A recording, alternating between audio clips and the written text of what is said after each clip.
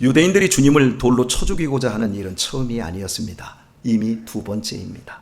주님께서는 당신은 하나님의 아들로 아버지 안에 있고 아버지는 당신 안에 계시다고 계속 증언하여 왔고, 그때마다 유대인들은 매우 분노하며 예수님을 참남하다며 죽여버리고자 하였습니다. 이런 유대인들에게 주님은 두 가지로 반문을 하셨는데, 오늘은 첫 번 말씀을 살펴보고 다음 주에는 두 번째 말씀을 살펴보고자 합니다. 34절입니다. 예수께서 가라사대 너 율법에 기록한 바 내가 너희를 신이라 하였노라 하지 아니하였느냐.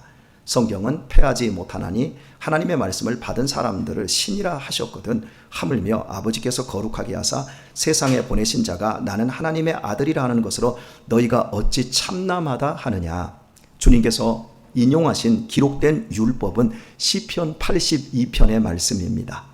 내가 말하기를 너희는 신들이며 다 지존자의 아들들이라 하였으나 너희는 범인같이 죽으며 방백의 하나같이 없어지리로다. 시편 82편 말씀의 요지는 하나님께서 율법을 맡긴 자들을 신들인 동시에 지존자의 아들, 즉 하나님의 아들이라는 권위를 주셨지만, 그러나 그들이 신과 하나님의 아들로 살지 않고 세상 사람들처럼 똑같이 욕망과 쾌락을 위해 살다가 하나님께로부터 심판을 받게 되었다라는 아삽의 시입니다. 이 말씀을 인용하여 주님께서는 너희가 하나님으로부터 특별하게 신의 위치로 구별받아 율법을 맡았기에 신적인 권위가 있어서 나를 죽인다고 지금 도를 들었다고 한다면, 바로 그 하나님께서 거룩하게 구별하셔서 세상에 보낸 아들이 자기를 하나님이라고 주장하는 것이 당연한 것 아니겠느냐고 반문한 것입니다. 이해를 하셨는지 모르겠습니다. 어쨌든 간에 말씀의 요지는 하나님의 말씀을 맡은 사람들은 신의 아들이다, 신이다, 이렇게 말씀했다라는 겁니다. 제가 여러분에게 누누이 말씀드리지만 인간만이 보이지 않는 신과 영적 세계를 상상할 줄 아는 종교적인 존재입니다. 그래서 인간은 몸을 가진 신이라고 제가 여러분에게 계속해서 말씀을 드리고 있습니다. 하지만 인간은 자신이 신적 존재라는 사실을 알지 못합니다. 아주 예외적으로 이 세상에서 특권을 누리는 소수만 신으로 추앙할 뿐 나머지는 동물적 존재, 즉 먹고 마시고 한평생 짐승하고 똑같이 살다가 죽으면 되는 존재로 여기는 겁니다.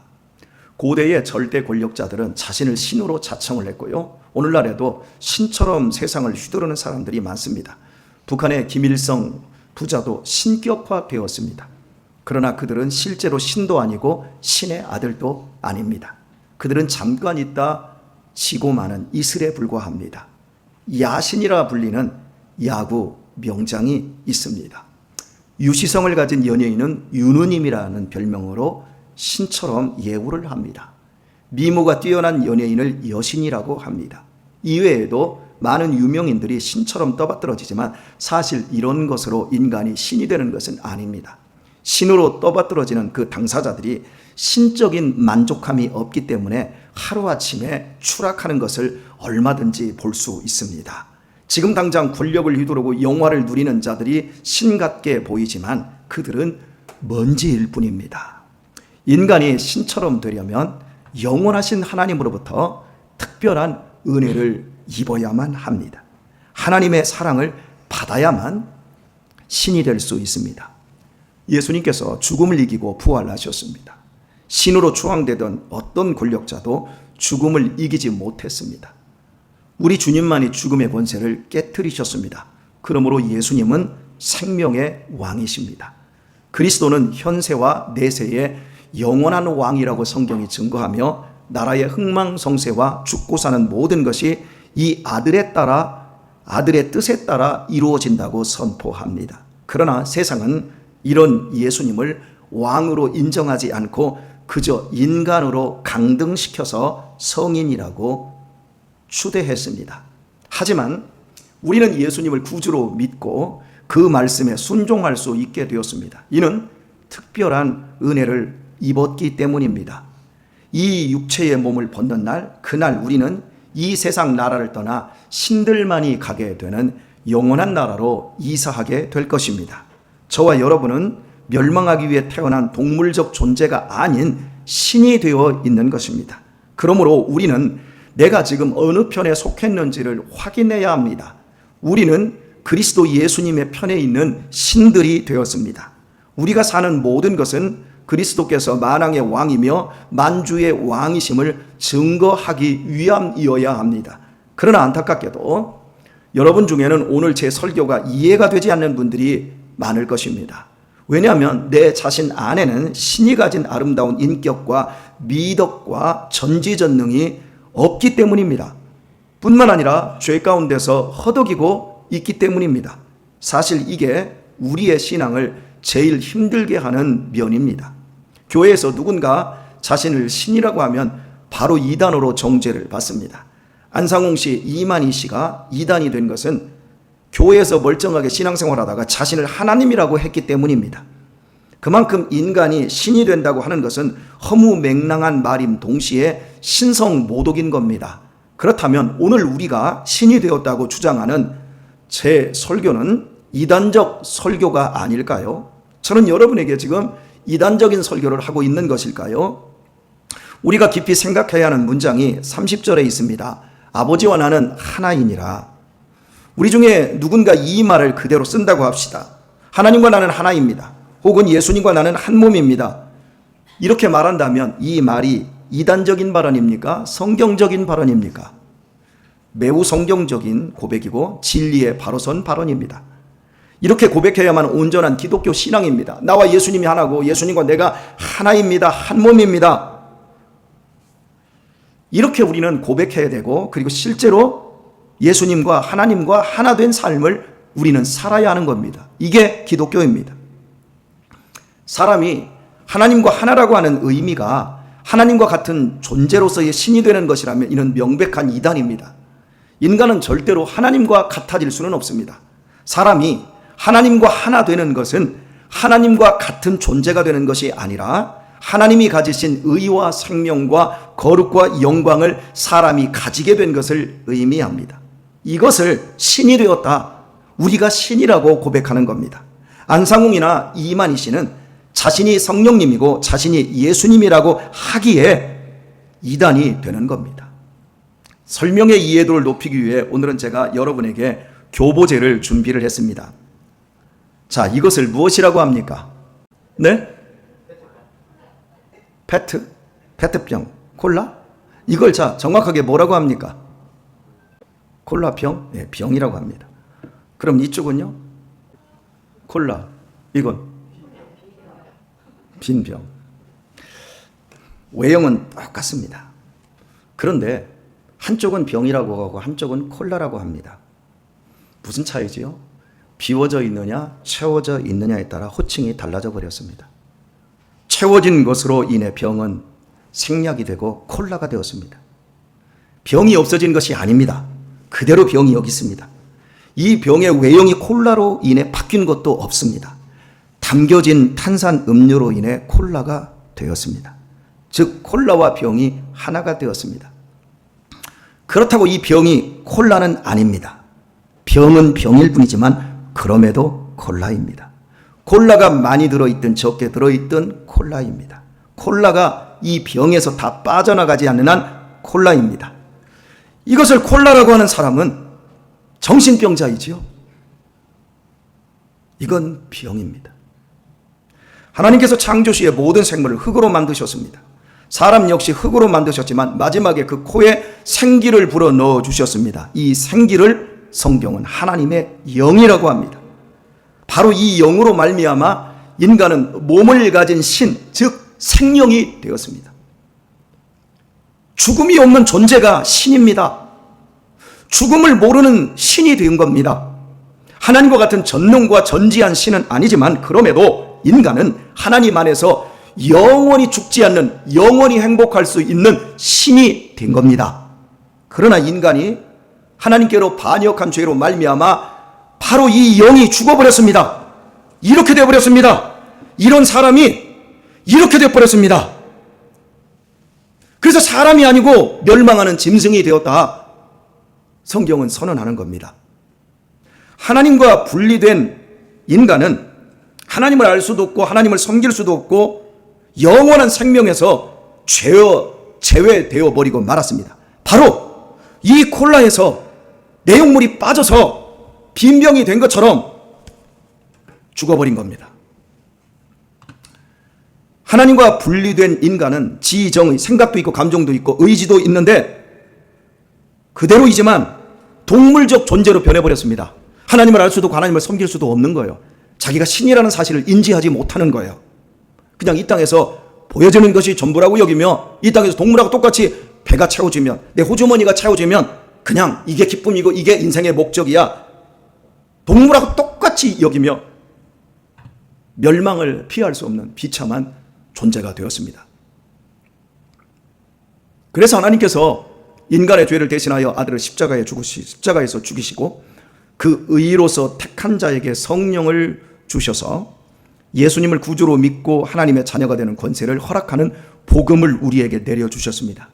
인간에게는 아무런 의도 없지만 예수님이 십자가에서 행한 의가 인간에게 담길 때 병 안에 콜라를 담으면 병 자체도 콜라가 되듯이 짐승 같은 인간이 드디어 하나님과 하나가 되는 신적 존재로 회복이 되는 것입니다. 그 놀라운 일을 성경은 사람이 재창조되었다 혹은 거듭났다라고 표현을 하는 겁니다. 하나님의 영이 마음 안에 들어와 영원한 생명과 참 진리를 알게 되는 것을 빛이 시작되었다고 표현합니다. 하나님과 하나 되고 그 상태를 의식적으로 더욱 고착하여 강화시킬 때 인간은 가장 안전하고 행복할 수 있습니다. 그러므로 예수님을 구주로 믿는 우리는 더 이상 선악과를 먹고 짐승이 되어버린 아담에게 붙어 있지 않습니다. 우리는 멸망하는 짐승 아닙니다. 죽음과 우리는 하나가 아닙니다. 우리는 죽음을 이기신 예수님과 하나입니다. 우리는 영원히 살게 된 신이 되었습니다. 비록 이 몸뚱이는 연약하지만 그리고 이 몸뚱이는 분명히 이 땅에서 죽어서 먼지가 되겠지만 나 자신은 주님과 하나가 된 공동의 운명입니다. 주님이 지옥에 가실 수 없기에 나도 지옥에 갈 수가 없고 주님이 천국에 계시기에 나도 반드시 천국에 갈 수밖에 없습니다. 우리는 더 이상 흙에 속한 짐승이 아닙니다. 우리는 영원하신 하나님께 속하였고 하나님과 하나 된 신이 되었습니다. 죽음을 이긴 주님의 생명이, 죄를 이긴 주님의 능력이, 세상을 이긴 주님의 고운 성품이 내 안에 들어와 있습니다. 우리가 선택하는 대로 하나님은 협력하여 선을 이루어 주십니다. 아담에게 속해 멸망하는 짐승으로 있을 때는 죄의 노예로 끌려갈 수밖에 없었지만 우리는 죄에서 해방되었습니다. 이제는 죄가 우리 안에서 왕노릇할 수가 없습니다. 이제는 내가 죄를 거부할 수도 있고 죄를 따라갈 수도 있습니다. 내가 선택할 수 있습니다. 예전에는 선을 행할 수도 없었지만 이제는 내가 원하고 선택하기만 하면 얼마든지 선한 삶을 살 수 있습니다. 악마처럼 살 수 있기도 하지만 천사처럼 살 수도 있습니다.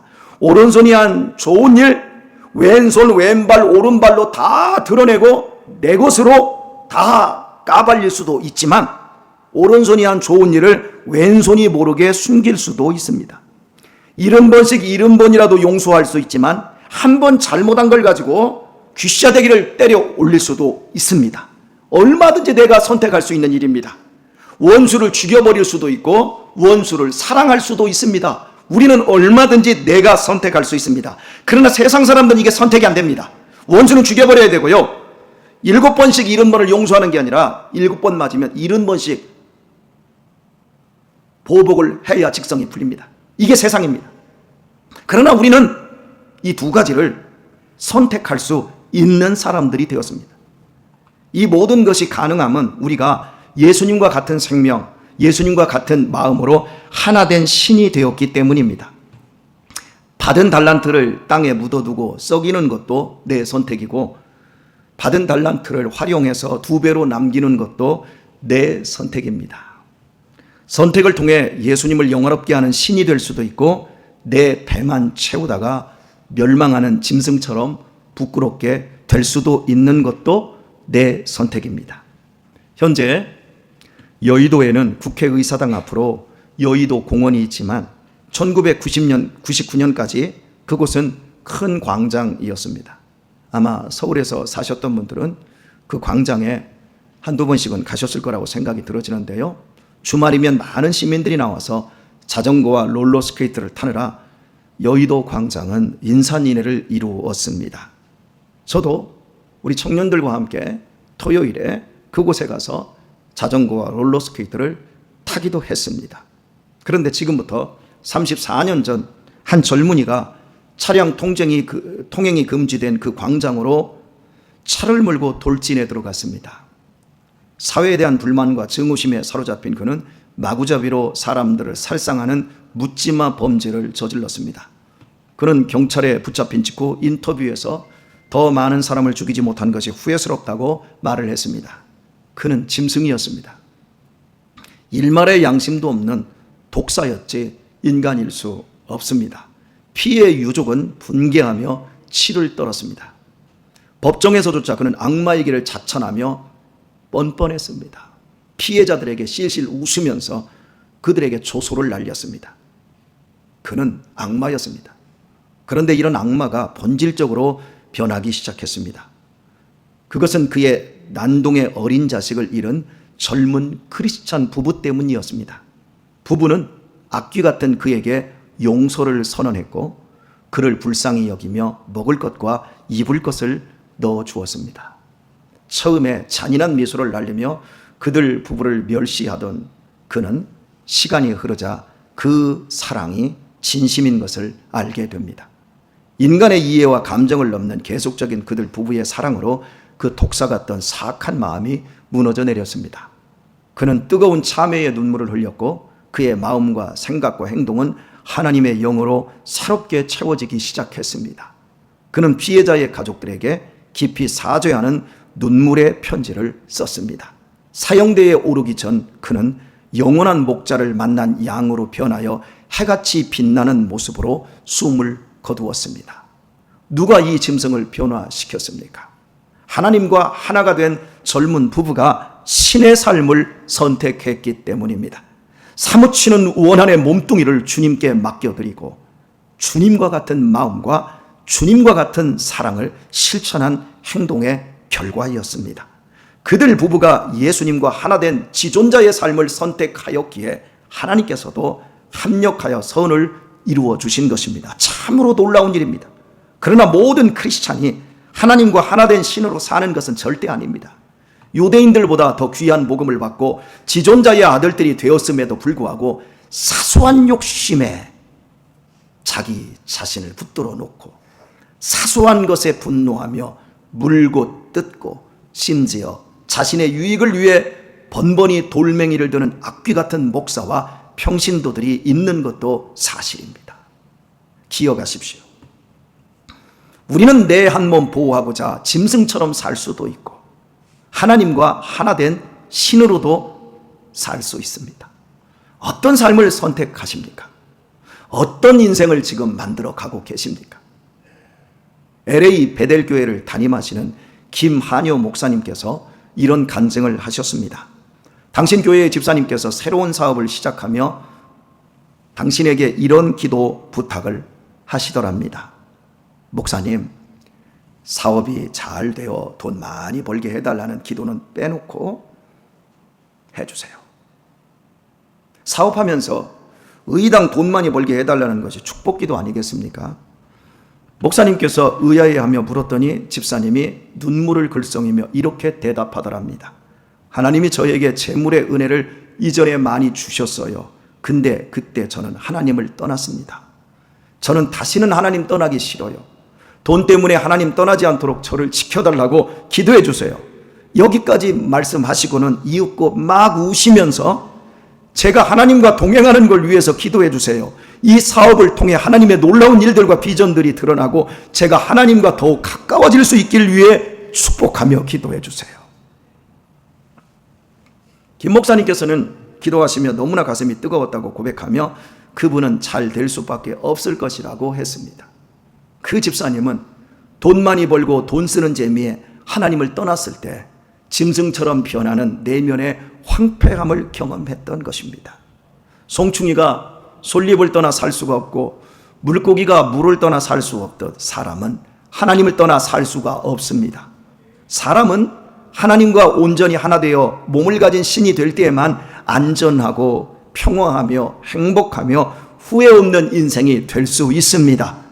그러므로 우리가 하나님을 믿는 것은 매우 중요한 일입니다. 그러나 믿음이 이성적 동의로만 끝나서는 안 됩니다. 하나님을 깊이 경험하기를 축복합니다. 하나님을 경험해야 합니다.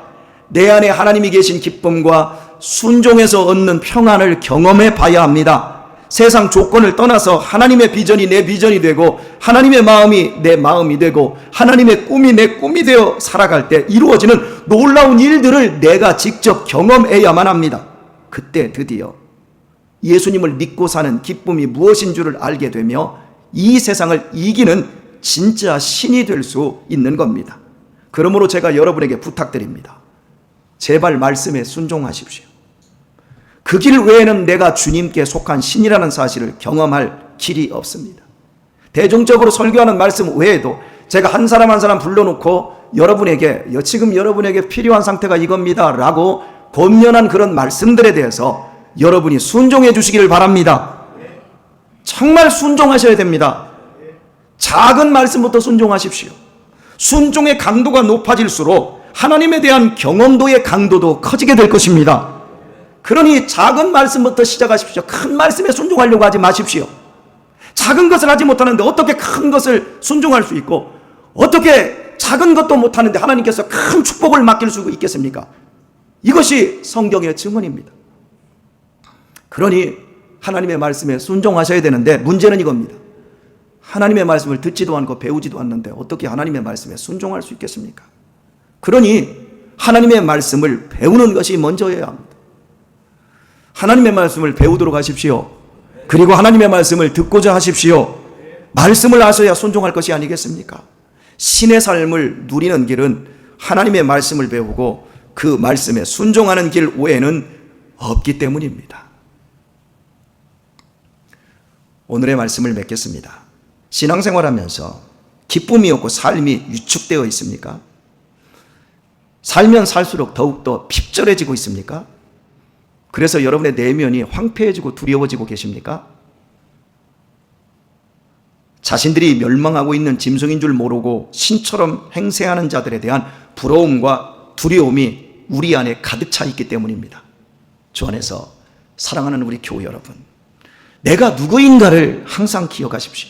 나는 멸망하는 짐승이 아니라 나는 신입니다. 죽음에서 제외되고 영원히 살게 되는 신입니다. 비록 소소한 죄를 짓고 있지만 그 죄가 주님과 하나 되어 신이 된 나를 절망으로 지옥으로 끌고 가지 못합니다. 넘어졌으면 일어나십시오.